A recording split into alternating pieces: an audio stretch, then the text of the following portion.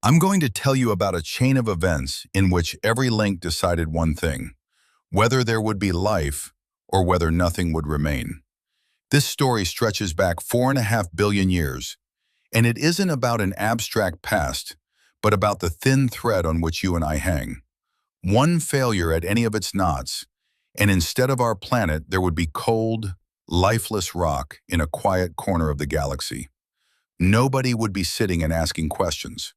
What's at stake in this story is the very possibility that someone, someday, will sit down and make sense of what's happening.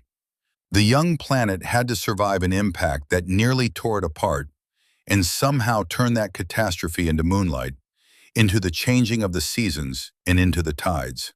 Then, millions of years of unceasing rain, toxic oceans the color of rust, and an invisible poison that nearly destroyed all living matter on our planet. Next, an icy captivity so dense that sunlight barely reached the surface, and life huddled around undersea volcanoes. And that's only the beginning. Ahead lie 5 global extinctions, in one of which 9 out of every 10 species disappeared at once. A flash above the Yucatan, after which the age of reptiles ended in a matter of hours. The long descent of our furry ancestors into the night shadows, where they learned to hear the footsteps of predators in the dark.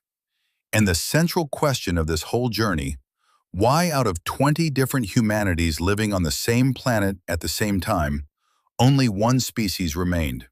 Only us. Every step of this road was a fork at which evolution could have turned the other way, and then we wouldn't be here. Have you ever wondered what the probability is that you, specifically, are sitting and listening to this voice right now? How many times did life have to walk a knife's edge for a human, capable of asking himself this question, to emerge from dead stellar dust? And what would have happened if even one of those random couplings had not come together? Listen, this story is about each of us, and it begins in a place where no Earth yet exists. 60 million years ago, there was no solid land, no blue sky, no oceans, only a colossal rotating protoplanetary disk of gas and dust, slowly spinning around a young, unstable sun. In this cosmic whirlpool, the tiniest particles collided and stuck together under electrostatic forces, gradually gathering first into stones, then into asteroids, and then into the first protoplanets, planetesimals. Gravity set about sculpting worlds out of chaos. Early Earth was no cradle of life. It was a blazing hell, drowned in a deep ocean of molten magma. Heavy elements, iron and nickel, sank under gravity toward the center, forming a dense metallic core, while lighter silicates floated upward, building a primary mantle. The sky over this boiling world was choked with poisonous vapors, through which meteorites lashed the surface in a continuous stream. But the young planet was not alone. Out of the dark of space, Theia was bearing down on it, a wandering protoplanet the size of Mars, and the collision was inevitable. The impact happened with unimaginable force. Earth's mantle was cracked open. Billions of tons of incandescent rock were hurled into orbit, and the planet nearly flew apart. From this rotating ring of debris and dust, gravity quickly gathered a new sphere, and so the moon was born.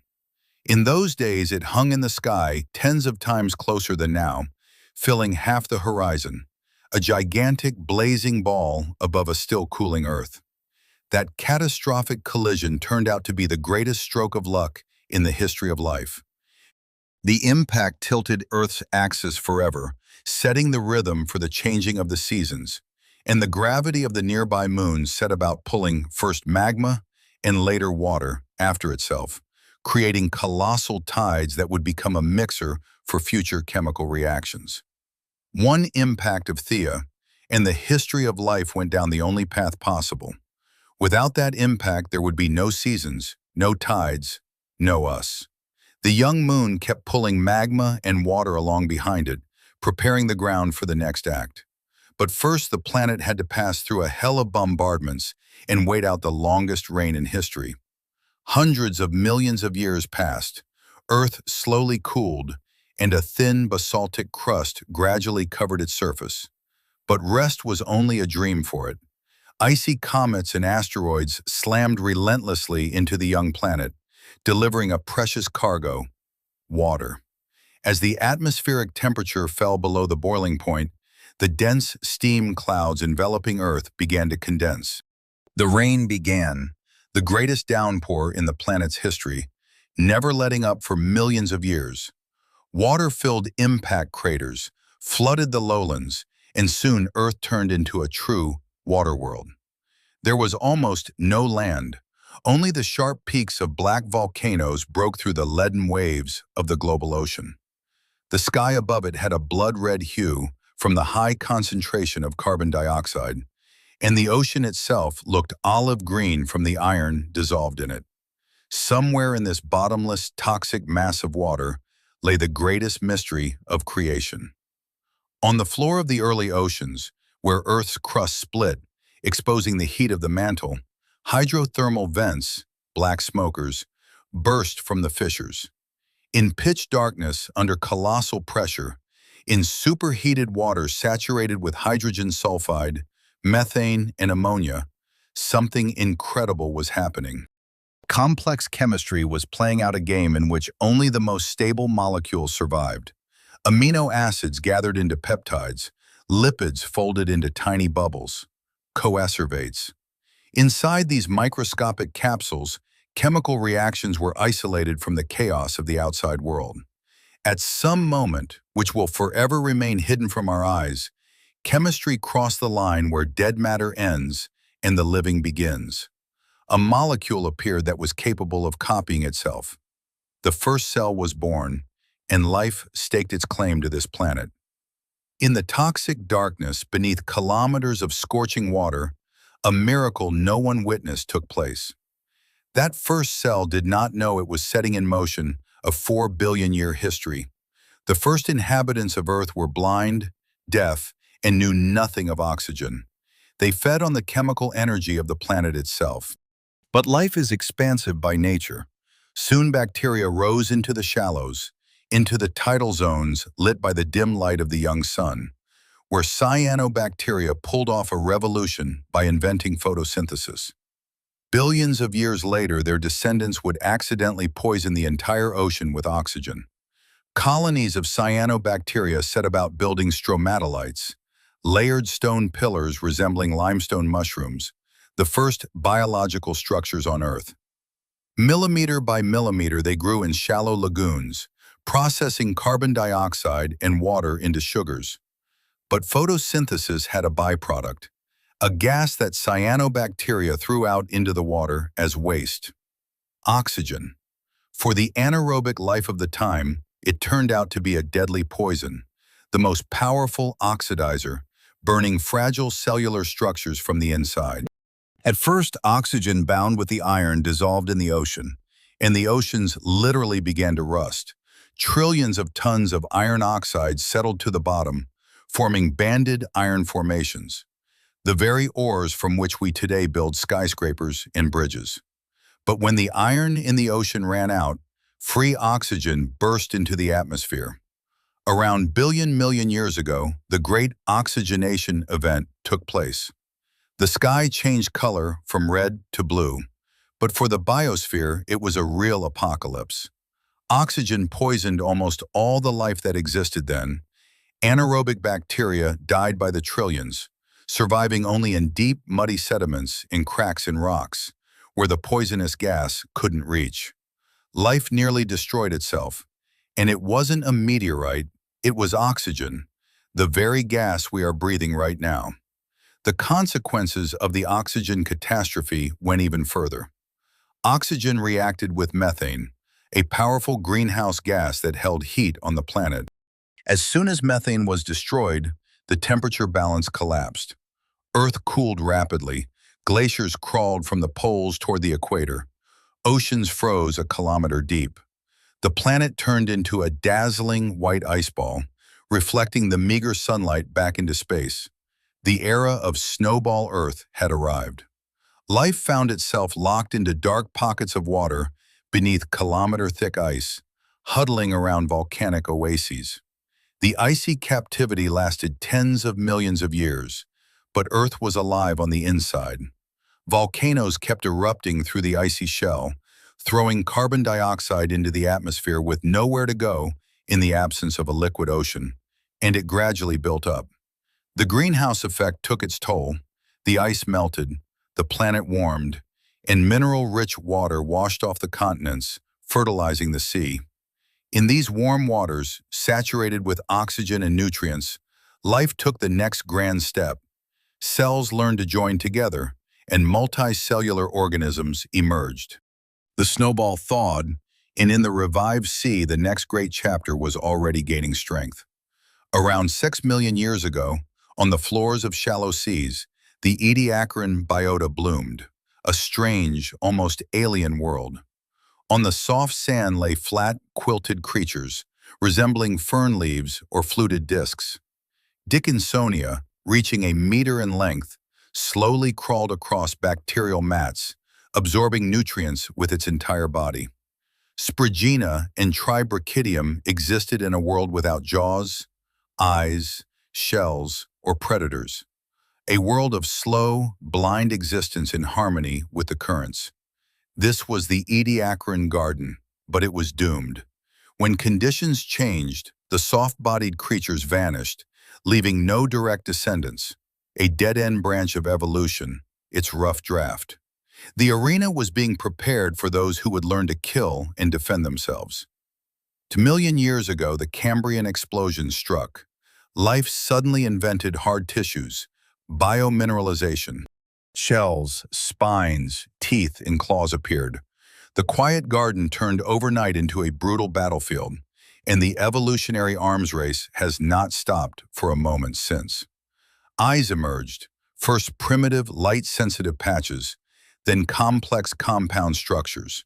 Now prey could see the predator, and the predator could track its quarry. Through the water column glided Anomalocaris, the first apex predator in Earth's history. Reaching a meter in length, it possessed huge eyes on stalks, a round mouth lined with teeth, and powerful, grasping appendages. On the seafloor swarmed legions of trilobites, chitin-armored arthropods, whose fossilized shells we still find around the world. Beside them swam Opabinia, a bizarre creature with 5 eyes and a long trunk ending in a claw. Life forms were so diverse and improbable that biologists would call this era the time of evolutionary experiments. 500 million years ago, evolution opened an arms factory in an instant, and the arms race that continues to this day has not paused. Anomalocaris ruled the Cambrian seas, but the shore remained dead, barren rocks under merciless ultraviolet light. The only question was, who would dare to step out first? In the Ordovician and Silurian periods, the oceans teemed with life, yet the continents remained scorched rocks battered by winds. Life pressed inexorably toward new horizons. In coastal zones, Cooksonia appeared, tiny green stems just a few centimeters tall, with no real roots or leaves. They clung to wet stone, forming the first green carpets, and slowly, millimeter by millimeter, crept inland, breaking up rock and creating the first soil. Following the plants, the first arthropods crawled out onto land, the ancestors of scorpions and centipedes. In the water, tectonic shifts were also happening. In the Devonian period, the seas were ruled by giant placoderms. Dunkleosteus, an 8-meter armored fish with bony blades instead of teeth, was able to bite a shark in half. But in the shallow, drying freshwater pools, a different struggle was underway. Because of the lack of oxygen in the warm, stagnant water, some fish developed the ability to gulp air. Their fins became fleshy, and the bones inside them thickened. Tiktaalik, a transitional link, a fish with wrists, a neck, and lungs, leaned on its powerful fins and crawled out onto the muddy shore. Vertebrates took their first breath on land. Tiktaalik did not know it was changing history. It was just crawling through mud. But every vertebrate that has ever walked on land owes it that first step. Land was conquered, and now life set about building forests that would grow to 20 meters, pump the air with oxygen up to 20%, and produce monsters we will never meet. By the Carboniferous period, the Coal Age, the planet was unrecognizable. The continents were covered with endless, steamy tropical swamps, above which the first true forests rose. Giant lycopods, ferns, and horsetails reached meters in height, forming impassable thickets. But there was one peculiarity. Bacteria and fungi had not yet learned to break down lignin, the substance that makes tree trunks hard. Dead trees did not rot. They fell into the swamp layer upon layer, were pressed under the weight of new sediments, and over millions of years this wood would turn into coal, which one day would fire the furnaces of the Industrial Revolution. Because of the colossal volume of vegetation, the level of oxygen in the atmosphere soared to an unprecedented percent. In this dense, oxygen-laced air, insects reached monstrous sizes. Meganeura, a giant dragonfly with a wingspan like an eagle's, patrolled the skies. Across the forest floor crawled Arthropleura, a millipede the length of a passenger car. In the shadows of these giants, amphibians scrambled, tied to the water since their eggs dried out in the air. The air back then was drunk on oxygen, and beneath that sky crawled creatures that in our world would look like a nightmare. But one branch of evolution made a breakthrough. It invented the amniotic egg, a capsule with a tough shell and a supply of water inside, a personal, portable pond. The amniotes, ancestors of modern reptiles, birds, and mammals, no longer needed swamps and could move deep into the land forever. The oxygen paradise seemed eternal, but beneath Pangea, something terrible was already brewing. And when it came out, 9 out of every 10 species ceased to exist. By the Permian period, the continents had merged into a single colossal supercontinent, Pangea. The vast interior of Pangea was far from the oceans. The rains did not reach it. The swamps dried up, giving way to endless sandy deserts. In these harsh conditions, the synapsids dominated, beast-like reptiles. Heavy-set parasaurs roamed in search of tough vegetation, and they were hunted by gorgonopsids, saber-toothed predators with fangs, already faintly reminiscent of mammals, hunting in coordinated groups. Life seemed steady, but the million years ago a giant mantle plume rose beneath the territory of present-day Siberia, and Earth's crust split. The eruption of the Siberian traps began. Millions of cubic kilometers of liquid magma poured out onto the surface, covering an area the size of Europe. More terrible than the lava itself were the gases. The magma burned through deposits of coal and limestone, releasing unimaginable volumes of carbon dioxide, methane, and sulfur dioxide into the atmosphere. Global acid rains began, burning the forests. The oceans warmed to the temperature of a hot bath and acidified, dissolving the shells of marine creatures. Water circulation halted, and poisonous hydrogen sulfide rose to the surface. This was the Great Permian Extinction, the most terrible catastrophe in the history of life on Earth. More than 0% of all marine species and about % of all land vertebrates vanished forever. Forests were replaced by a global carpet of fungi feeding on the dead, the end of the Paleozoic world, and it was precisely this catastrophe that opened the road for the dinosaurs. On the ashes of Pangea, the few survivors hid in deep burrows. Among them, cynodonts, small, fur-covered therapsids, our direct ancestors. They survived thanks to their ability to hide from temperature swings and feed on anything. In the shadow of the rocks, small archosauromorphs were hiding, swift reptiles from which crocodiles, dinosaurs, and birds would descend. The Triassic period became a time of recovery on a scorched earth. Ecosystems were empty, niches free, and a brutal competition for dominance began. Pseudo-Suchians, armor-clad ancestors of crocodiles, at first held the upper hand, but the climate became more and more arid, and the advantage went to those who could move quickly on two legs, saving energy. The first dinosaurs appeared, Eoraptors and Coelophysis, small, fast, and deadly. Their build allowed them to breathe and run at the same time, which gave a colossal advantage. At the same time, our ancestors, the first true mammals, lost this battle for the daylight and were forced into the night shadows to become small, timid creatures feeding on insects. To survive in the cold night, they developed thick fur and warm-bloodedness, and to hear the footsteps of predators in the dark, the bones of their jaws shifted into the ear, creating a complex hearing apparatus. The tragedy of losing dominance turned into an evolutionary miracle.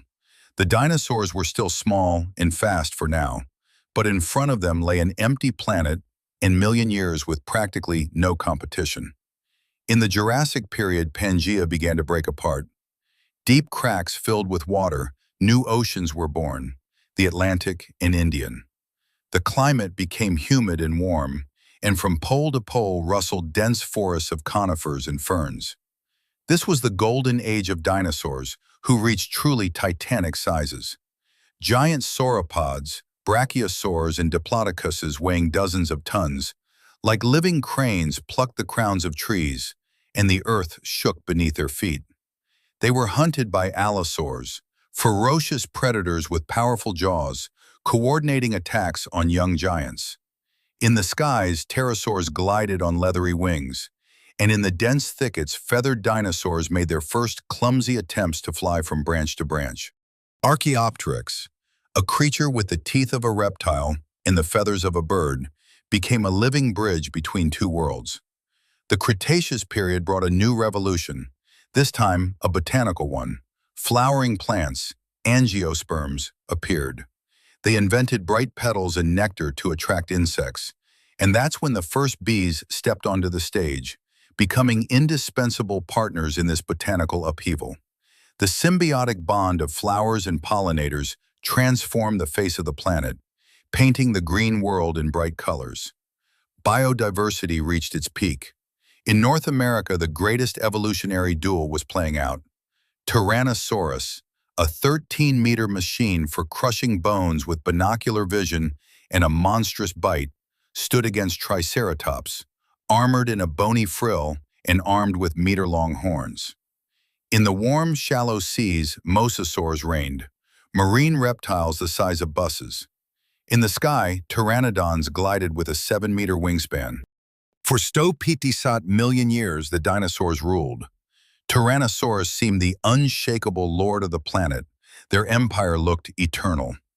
But in the cold darkness of space, a guest was already approaching Earth, of whom neither Tyrannosaurus nor Triceratops had any inkling. Shazdisat Shest million years ago, an asteroid the size of Mount Everest slammed into the shallows of the Yucatan Peninsula at 20 kilometers per second. The flash of impact thousands of times outshone the sun. The kinetic energy of the explosion turned out to be equivalent to billions of atomic bombs. Within a radius of thousands of kilometers, everything alive instantly vaporized. The shock waves snapped forests like matchsticks, and colossal tsunamis, hundreds of meters tall, ground up rocks and animals. But the worst was happening in the sky.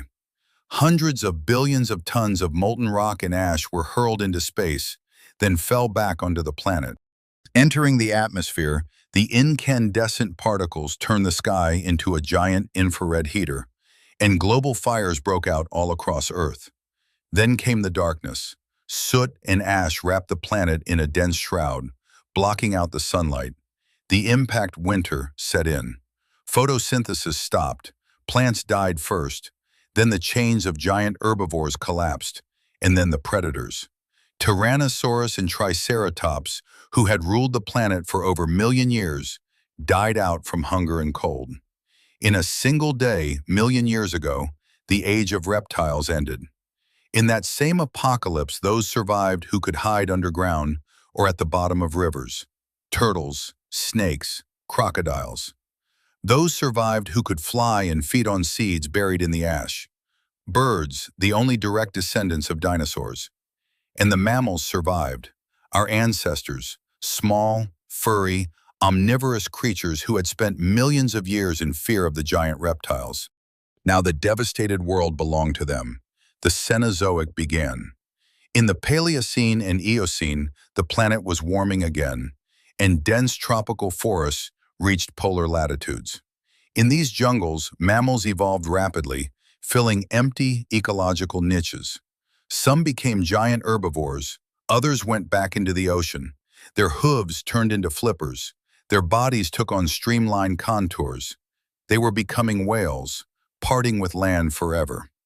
In the dense crowns of the trees, early primates hid, having developed grasping hands with an opposable thumb and stereoscopic vision for precise distance estimation while leaping between branches. But Earth's climate was not constant. In the Oligocene and Miocene, a global cooling began.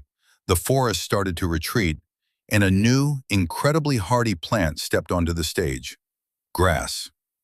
Unlike trees, grass grew not from the top, but from the root, which allowed it to survive after being eaten or burned by fires. Endless grassy steppes and savannas captured the continents, across which roamed herds of new giants, Indracotheres, hornless rhinos the height of a two-story house, and saber-toothed cats hunting ancient horses. In East Africa, the retreat of the forest became a turning point for one particular group of primates. Trees grew scarcer, the distances between them lengthened, and to find food our ancestors had to descend to the ground and cross the open savanna. In the tall grass, going on all fours was a disadvantage. You couldn't see the predator, and the sun beat mercilessly on your back. Those who could at least briefly straighten up on their hind legs saw farther and overheated less under the open sky and gained the decisive advantage. Our ancestors weren't drawn to the open plains. They were driven there by the drying of the forests, and that accident eventually led to us. 3 million years ago, the long and painful transition to bipedalism began. Sahelanthropus, Auroran, Ardipithecus. Generation after generation, the pelvis was rebuilt.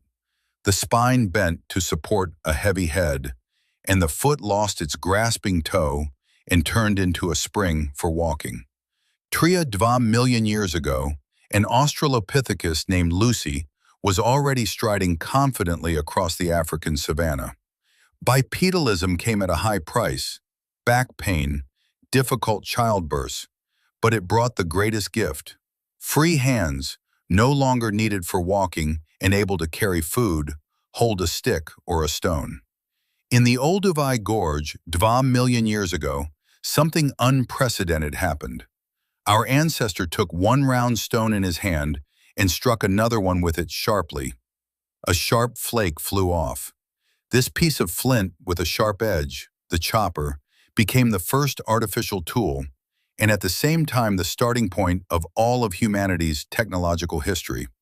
With it, you could cut the skin of a dead animal, get to the nutritious bone marrow. Meat gave a colossal surge of energy, and that energy was directed to the most voracious organ, the brain. The genus Homo appeared, Homo habilis and Homo erectus. The erectus were taller, their brains were larger. They lost their thick fur and developed sweat glands, which allowed them to run marathons under the blazing sun, chasing prey to death from heat stroke. But their main achievement was the taming of fire. The flames scared off night predators, made it possible to roast meat and roots, making food soft and easily digestible. The jaws shrank, freeing up space in the skull for an even larger brain. Fire became the center of social life, a place where, in the flickering light, the first rudiments of communication were born. One strike of stone on stone in the Olduvai Gorge set in motion this whole chain. Fire, cities, the internet. These are just the next versions of that first chopper. With fire and spears, Homo erectus left Africa, spreading across Eurasia from Java to the Caucasus, adapting to new conditions. Later, a new wave came out of the continent, Homo heidelbergensis, our common ancestor with the Neanderthals. 500,000 years ago, the world of humans was not uniform. It was a planet of several humanities. In Europe and Western Asia, locked in by advancing glaciers, the Neanderthals evolved, stocky, incredibly strong, with massive brow ridges and broad noses for warming the icy air. They were masters of survival in extreme conditions. Armed with heavy spears, they engaged in close combat with woolly mammoths and cave bears. They had empathy. Archaeologists find Neanderthal skeletons with healed, serious fractures, proof that the tribe cared for its members. They buried their dead, sprinkling them with red ochre, and drew abstract symbols on cave walls. Far to the east, in the harsh mountains of Altai and Tibet, lived the Denisovans, a mysterious branch of humanity known to us only from a few teeth, finger bones, and deep traces in our DNA.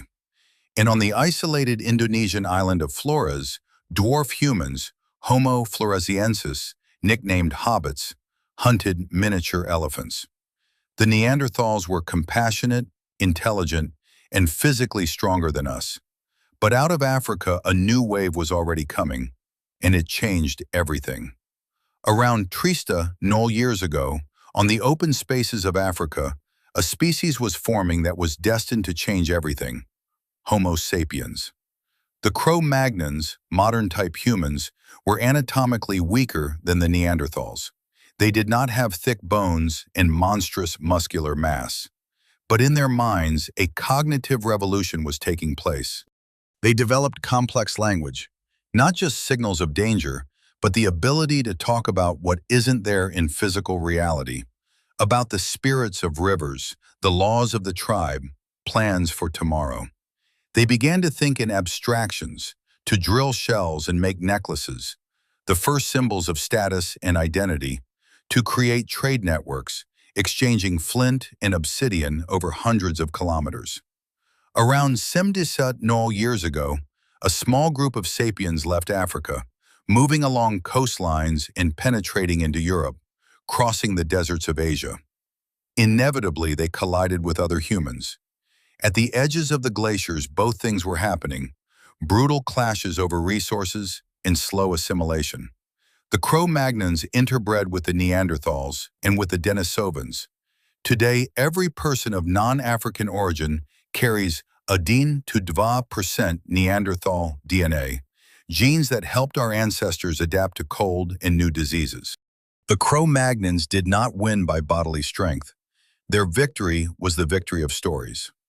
Only they knew how to talk about gods, laws, and plans for tomorrow, and it was precisely the ability for mass cooperation, innovation, the creation of composite tools, bows and spear throwers, and fast adaptation that left other species no chance. Around years ago, the Neanderthals vanished. We remained the only species of humans on the planet, and now this species began to build, first villages, then cities, and then whole civilizations. Years ago, the Ice Age ended. The Holocene set in, an era of stable, mild climate, and humanity made the most radical turn in its history. In the hills of the Fertile Crescent in the Middle East, hunter-gatherers noticed that the seeds of wild wheat that fell on moist soil produced shoots. The Neolithic Revolution began. We stopped following the herds of wild animals, set about felling forests, plowing the land with stone hoes and sowing grain, domesticated sheep, goats, cows, and dogs. Farming demanded a settled life, and the first permanent settlements arose. Even before the appearance of true cities, at Göbekli Tepe, in the territory of present-day Turkey, people erected monumental stone circles with figures of lions and scorpions carved on them. A temple built by hunters, which proves, first came religion and the need to gather together, and only then agriculture to feed the builders. The settlements grew. In the valleys of the great rivers, the Tigris and Euphrates, the Nile, the Indus, and the Yellow River, surpluses of grain led to a population explosion. Uruk and Sumer arose. Ziggurats were raised from clay and straw. States were born. Priests, kings, taxes, and armies. The wheel was invented, forever changing transport and pottery. In red-hot furnaces, copper was smelted, then tin was added to it, and bronze was born. The Stone Age was passing into the past. But the most important invention took place in the silence of the storerooms. To keep track of grain and livestock, Sumerian scribes set about pressing wedge-shaped marks with reed sticks into damp clay tablets. Cuneiform, writing. For the first time in Earth's history, the memory of a species ceased to depend on the fragile human brain, and knowledge, laws, and myths could be passed across the ages. The Epic of Gilgamesh became a voice we hear across the millennia, and in that sense, cuneiform did not just count grain. It allowed the dead, for the first time, to speak with the living. Civilizations gathered strength. In Egypt, the Nile pulsed like an artery, flooding the fields with fertile silt, and the pharaohs mobilized tens of thousands of people to cut, drag across the sand, and lay millions of limestone blocks. The pyramids of Giza rose, artificial mountains challenging eternity.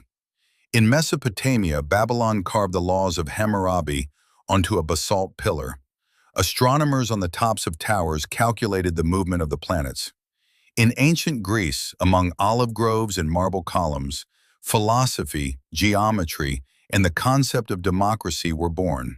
People began to seek the causes of phenomena not in the wrath of the gods, but in the laws of nature. Rome bound the Mediterranean in an iron grip. Legions marched along straight paved roads. Aqueducts carried clean water into multi-million-strong cities, and Roman law laid the foundations of modern jurisprudence. In the East, the Han Dynasty and the Maurya Empire built colossal states, and between East and West stretched the Great Silk Road, a thin thread along which flowed not only silk and spices, but also ideas, technologies, and religions. But empires are mortal. Rome fell under the pressure of the barbarians, and the Middle Ages set in. Europe was covered with a network of feudal castles and monasteries, while in the East the Islamic Golden Age flourished, preserving and multiplying ancient knowledge of algebra and medicine. Then the world shuddered.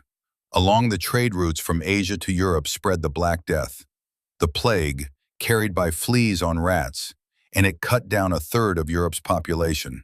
Cities emptied, fields grew over. But the shortage of working hands shattered serfdom, forced people to value human labor and to invent machines. War and trade kept stirring up the world. The Mongol cavalry, sweeping through like a steppe fire, created the largest land empire in history, linking Beijing with Eastern Europe. In 3 small Spanish caravels under the command of Columbus crossed the Atlantic, a collision of 2 worlds, separated by millions of years of evolution, took place. The Columbian Exchange began. Potatoes, tomatoes, corn, and gold sailed to Europe, and to America went horses, wheat, steel weapons, and diseases to which the indigenous peoples had no immunity. Smallpox and measles destroyed entire civilizations of Aztecs and Incas. The world for the first time was closing into a single global network, and the era of colonialism, sailing fleets, and the first globalization was beginning. By the century, the muscular strength of humans and animals had reached its limit. Then, humanity turned to the legacy of the Carboniferous period. People began to mine coal, the compressed energy of ancient swamp forests, and burn it. The very same coal that the rotting forests of the Carboniferous laid down over millions of years, in the 10th century set the Industrial Revolution alight. Everything in this story is connected. The steam engine was invented. Water boils, steam pushes the piston, the wheel turns. Factory chimneys blanketed the sky with black smoke. Railroads enmeshed the continents with a steel web. Electricity scattered the darkness of night, turning it into day, and the telegraph wire allowed information to cross oceans in an instant. The 10th century became a time of unimaginable acceleration and terrifying destruction. Technologies created for building turned into weapons. 2 world wars ground tens of millions of lives in the trenches, under tank tracks, and in the fire of bombings. In secret laboratories, scientists penetrated into the nucleus of the atom, forged in the stars. The Trinity flash, the first test of nuclear weapons, and then the flashes over Hiroshima and Nagasaki opened the nuclear era.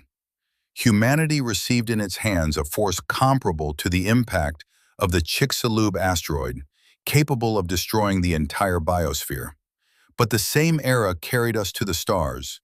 The roar of rocket engines overcame Earth's gravity, and a human being in a spacesuit left a boot print on the gray, dead dust of the moon, looking at the rising Earth, a fragile blue sphere in the endless darkness. In the second half of the century, silicon chips and fiber optic cables created a new, invisible layer of civilization, the Internet, a global nervous system uniting billions of minds into a single information network. Today we live in the Anthropocene. On Earth there are 1 billion people. We move more mountain rock than all the rivers and glaciers of the planet combined. Our cities glow from space like a golden mold on Earth's body. We are changing the chemical composition of the atmosphere by burning fossil fuels, exactly as the cyanobacteria did a million years ago, or the Siberian volcanoes a million years ago. The glaciers are again melting, the oceans are acidifying, species are vanishing at a rate comparable to a mass extinction. But we are the first species in the history of Earth that not only changes the planet, but is aware of it. We are evolution that has looked into the mirror. This whole unimaginable chain of events, from stellar dust and colliding planets, through oxygen catastrophes, ice ages, asteroid falls, and the struggle for fire on the savanna, has led to you, to the one who is sitting now and listening to this story. You are the summit of billion years of survival. The future of this fragile blue grain of sand in the boundless cosmos is now in our hands. And what the next chapter of this great story will be depends only on us. Please write in the comments how you feel about this story. It's really important to me to know whether what gripped you was how a single thin thread runs from the first cell in a black smoker to you and me. Do you think our species, Homo sapiens, did the right thing when it left Africa and displaced the Neanderthals and the Denisovans? Or would the world have been richer if other humanities had remained beside us? And one more thing, is it more convenient for you to watch a horizontal video format or a vertical one for your phone?